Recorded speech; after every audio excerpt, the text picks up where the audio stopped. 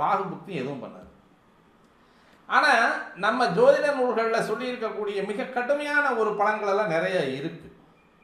அப்போ சனி தசையில் வந்து ராகு புக்தி என்ன பண்ணும் அப்படிங்கிறத வந்து ஒரு கடுமையான பாடல் சொல்லுது. உண்டாகும் காரிதசையில் ராகு புக்தி உறுதியில்லா மாதம் அது 34. எத்தனை நாள்? 34 மாதம்.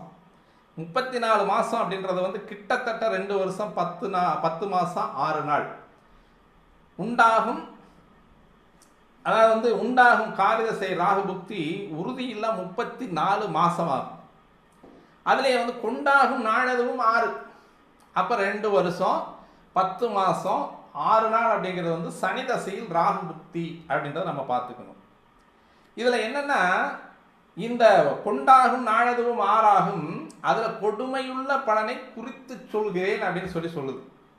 ரொம்ப கொடுமையான பலன்கள் நடக்கும், அதன் பலனை குறித்து சொல்வோம் அப்படின்னு சொல்லுது.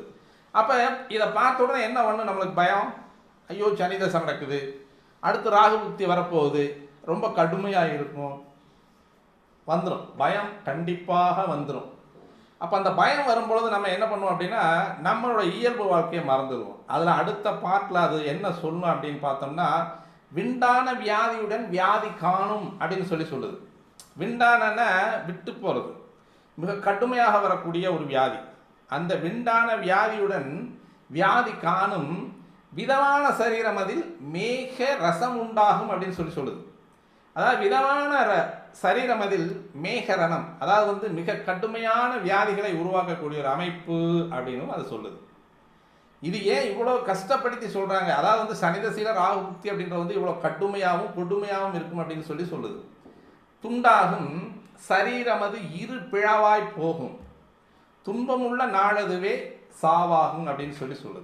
அப்போ இது எவ்வளவு கொடுமையாக சொல்லியிருக்காங்க பாருங்க அந்த சனிதசை ராகு புக்தி. அதாவது வந்து உண்டாகும் காரிதசையில் ராகு புக்தி உறுதியில்லா மாதம் அது 34 அது, கொண்டாகும் நாளதுவும் 6 ஆகும், கொடுமையுள்ள பலனை குறித்து சொல்வோம்.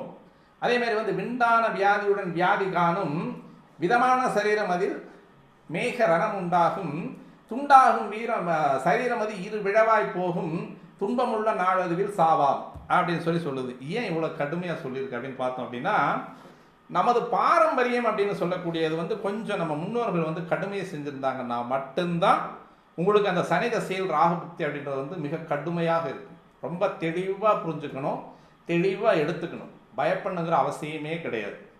நம்ம முன்னோர்கள் என்ன செஞ்சுருக்காங்களோ அதைத்தான் சனி கொடுப்பான். நம்ம முன்னோர்கள் என்ன செஞ்சு நமக்கு நல்லதை செஞ்சுருந்தாங்க